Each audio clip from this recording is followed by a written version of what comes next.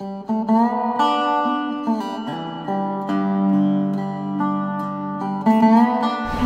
I'm Kaitlyn Metcalf, and I'm here on Oahu's North Shore at the epicenter of a 7-mile miracle of surfing. Now, right now we're at Pipeline, which is the home of the Billabong Pipe Masters. In order to be considered one of the greats in surfing, you need to win this contest. Now, last year, you can see Julian Wilson was the winner, and here on this board you can see some of the other previous winners from years past. And one other accomplishment that is on every top surfer's bucket list is to win the Vans Triple Crown of Surfing, which is a combined point total for the Hawaiian Pro of Haleiwa, the Vans World Cup of Surfing at Sunset Beach, and the Billabong Pipeline Masters. Sonny Garcia has won this event 6 times, Derek Ho won it 4 times, Andy Iron and Joel Parkinson have each won the crown 3 times, Michael Ho, John Florence, and Kelly Slater have each won 2 times. Artist John Nippolt has been carving the Triple Crown of Surfing trophy for the last 26 years. In recent years, the Triple Crown of Surfing trophy is a carved replica of the event poster. I'd like to introduce you to John Nippolt, who is an artist and wood carver who's been carving this lovely trophy for the Vans Triple Crown for the last 30 years. How did you get involved with this surfing community here? Okay, let me just please say it's really only been 26 years that I've done this, but I got involved with it when I was carving some sculptures, my Fountain of Youth series. They were surfers, and I didn't want to name them anything, you know, so I'd say Fountain of Youth #1, Fountain #2, like that. And I had a bunch of carvings ready, and some friends were saying those would be great awards for the Triple Crown, you know. So I called Randy Rarick. I didn't know Randy. And I said, hi, my name, told him what I was doing, and he said, well, I'll have to see your artwork. So he came down to my studio, and I just had about a 4-foot carving by 2 feet of out of redwood. It was painted of a guy dropping into a huge wave at Pipe.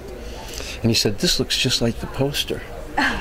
And he said, you're in, you're good. So he hired me, and lo and behold, 26 years later, who'd have thunk it, you know. Wow. And do you have any favorite surfers who have won this trophy over the years? Oh, yes, for sure.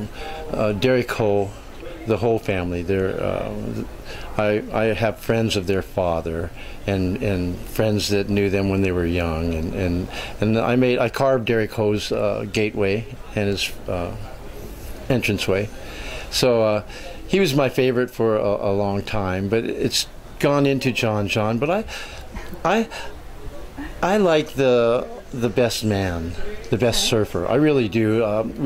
I was talking with Kaitlyn Metcalf, and I asked him if you know, a favorite, and I just said I'd like Gabriel Medina to win this year. Wow. It would be neat. Mick's in the running for it. He owns one of my carvings, I think, and I don't know who else, but that would be nice. You know. Now you mentioned, sorry to interrupt, you mentioned this was made out of wood. Has it always been made out of wood, and do you have a specific type of wood you like to work with? The first carvings I was making, I was doing 3. I would do one for the champion, one for the first runner-up, and second runner-up. And I usually made them from the same piece of wood. I'd get a plank of koa. The first ones were all koa, and they were beautiful. In memory of Ronnie Burns was probably the best one of those koa carvings, and Derek won that. Oh, so, wow. And yes, this is cedar. This was very difficult. This is banyan. The base is banyan, but this was hard. It was brittle. It chipped. It was the most difficult wood I've ever used to carve the Triple Crown. How long did it take you to carve one like this? This took me 4 months to carve, sand, and paint. And how do you decide what kind of paint you're going to use to paint this after? I use acrylics. I use acrylics on wood. They're long lasting. They'll hold right to the wood, and they'll stay. They have some good staying power. And traditional American wood carvers in 1700s, 1800s, they were painting their carvings. A lot of the carvings, like, you know, the figureheads and things like that. So my other friends, most of my Hawaiian friends, wanted me to just leave them carved, don't paint them. But it's an extra added thing. It makes them kind of like a birthday cake. So do you have any favorite stories that come from one of the surfers that has won one of your trophies? Any little anecdotes that the public might not know?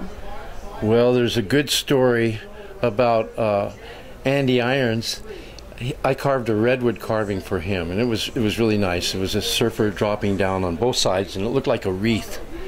And Andy, he got the award, and then there was a photo shoot in town, and they sent the award to Waikiki, and the guy who delivered the award had somebody sign for it.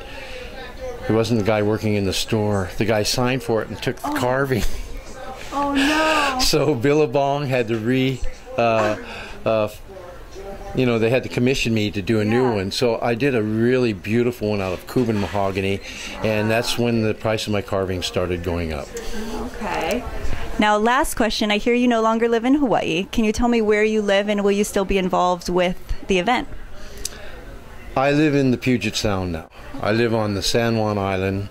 It's a beautiful place. We have a moat. You have to get there by a ferry.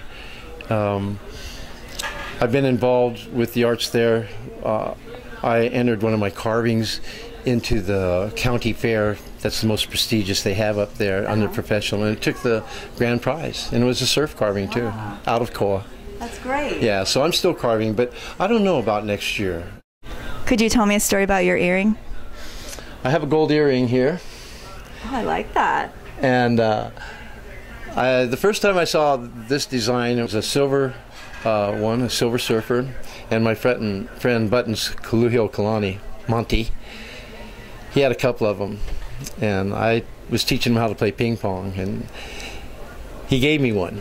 So I had a silver one, and he had a silver one, and years later I would see him, and I asked him if he still had it, and he told me no, he didn't. So I took one out of my ear and gave it to him, but I had them made from a bridge in my mouth.